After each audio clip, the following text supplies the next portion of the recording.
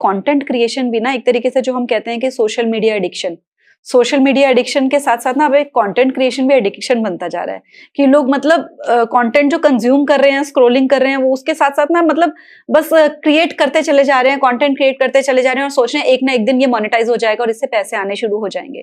तो जैसे कि अभी आपने कहा कि ऐसा नहीं है कि एकदम से मतलब बहुत सारे व्यूज आ गए तो पैसे, उसके भी एक अलग तरीका है। अगर आप मोनेटाइज करना चाहते हो तो मोनेटाइज कैसे करना है उसको सीखो। तो यूट्यूब का आपने बताया, अब हम बात करते हैं इंस्टाग्राम की, क्योंकि ये जो कंटेंट क्रिएशन एडिक्शन है ना, ये इंस्टाग्राम पे बहुत ज्यादा है। क्योंकि इंस्टाग्राम पे हर कोई ये सोचकर रील्स अपलोड कर रहा है, अपने क्रिएट कर रहा है, ट्रेंडिंग ऑडियोज लेकर सब कि हम एक दिन वायरल हो जाएंगे और फिर हम बहुत पैसा कमाएंगे। तो उसके लिए उसकी क्या रियलिटी है?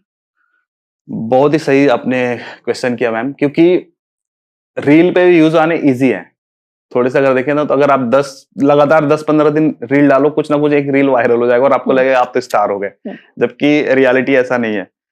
उसमें भी इंस्टाग्राम पे भी मैं बोलूंगा कि पर्टिकुलर निश को ही पकड़ के चलो। आपको एक ऑडियंस बेस क्रिएट ही करना पड़ेगा। और इंस्टाग्राम पे तो डायरेक्ट मोनेटाइजेशन भी नहीं है कि आपके व्यूज आ गए तो आप वहां से पैसे कमा लोगे यूट्यूब की तरह।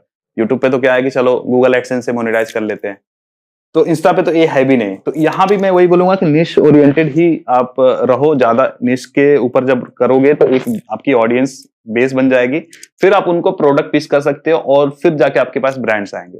क्योंकि ब्रांड्स भी आपके पास तभी आएगा जब उसको लगेगा भाई कि इससे हम प्रमोशन करवाएंगे, आप जो भी पैसे चार्ज करोगे यहाँ से आरओआई भी निकल पाएगा कि नहीं, वो भी तो यही सोचेगा ना। और इंस्टाग्राम पे अब जैसे एक छोटा सा मैं एक बात करता हूं कि कोई भी अगर आपको छोटी सी स्किल आती है, जैसे मान के चलते हैं वीडियो एडिटिंग आती है, आप वीडियो एडिटिंग के अराउंड कंटेंट बनाओ। जैसे कि आपने किसी का वीडियो पकड़ा रॉ फुटेज और उसको एडिट करके दिखा दिया, तो बिफोर आफ्टर का आपने एक रील बनाया उसको डाल दिया। अब फिर यहां से क्या होगा कि आप व्यूज से तो पैसे नहीं कमाओगे, बट अगर उनके फीड में चला गया जिनको रिक्वायरमेंट है एडिटर्स की, वो आपके काम को देख के तुरंत जज कर लेगा, भाई इसको काम आता है, इसको मैं हायर कर लेता हूं या इसको मैं काम दे देता हूं। तो ऐसे एक मैंने पर्टिकुलर स्किल के बारे में बात करी, तो ऐसे ही आपको सोचना है कि जिस भी निश में आप घुसना चाहते हो, आप देखो कि उसमें मैं कैसे कंटेंट बना सकता हूं जिससे मेरे को और काम मिलेगा या मैं अपनी चीजों को सेल कर पाऊंगा, अपनी सर्विस को या अपने प्रोडक्ट को सेल कर पाऊंगा लोगों के आगे। तो इंस्टाग्राम पे काम करने का मेरे को सबसे सही तरीका ये लगता है। इन्फ्लुएंसर अगर बनना है तो आप नाचो गाओ जो करना है करो, फेमस हो, जो हरकतें कर सकते हो, तो वहां पे सिर्फ आपके पास एक ही मौका रह जाता है, ब्रांड्स के थ्रू आप पैसे कमा पाओगे।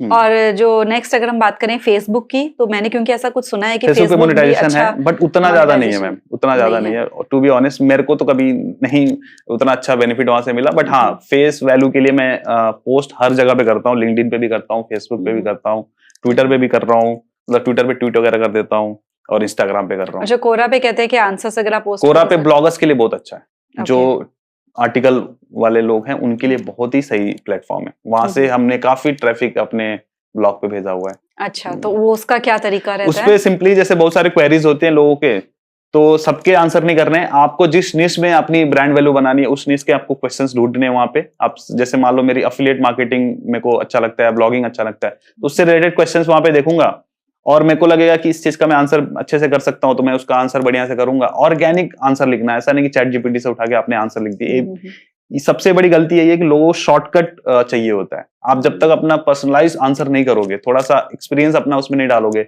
वो अच्छा बनेगा नहीं, लोगों को पढ़ के मजा नहीं आएगा, पढ़ के उनको वैल्यू फील नहीं होगा।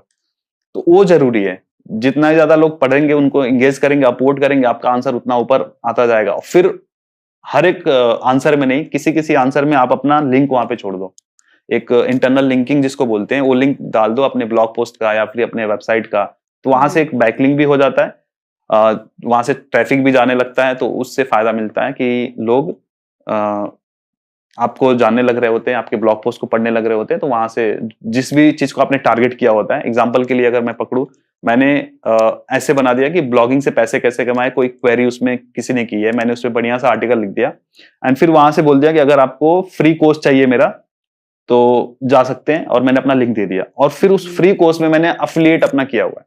अच्छा, तो मैंने पूरा एक फनल सेटअप किया हुआ है, और वहां से जब लोग उस फ्री कोर्स को कंज्यूम करेंगे और जिनको ब्लॉग स्टार्ट करना होगा, तो मेरे जो भी प्रोडक्ट्स मैंने पिच करे हैं उसको बाय करेंगे, तो फिर मेरे को वहां से कमीशन मिलेगा। अच्छा, तो ऐसे करके हमने काफी वहां से सेल्स जनरेट करी। कोरा पे भी मतलब मोनेटाइज भी होता है उसमें कि हाँ, अगर कोरा आप पे भी एज monetization आंसर आ गया। देते हो वहां पे Yes. लोगों की क्वेरीज का आंसर ही देते रहते हो, Yes. अगर आप कहीं और नहीं भी लेकर जा रहे ट्रैफिक को, हाँ। तो वहां से भी इंडिविजुअली हम अर्न राइट कर राइट सकते हैं। हाँ, तो वहाँ पे तो भी एक कोरा का मोनेटाइजेशन आया हुआ है। अच्छा, तो उसमें क्या रहता है, मतलब अगर कोई करना उसका चाहे मैं उसके को थ्रू, पर्सनली क्योंकि मैंने एक्सपीरियंस नहीं करा है, बट इतना मुझे पता है कि मोनेटाइजेशन है, तो वही है, एंगेजमेंट के बेस पे है।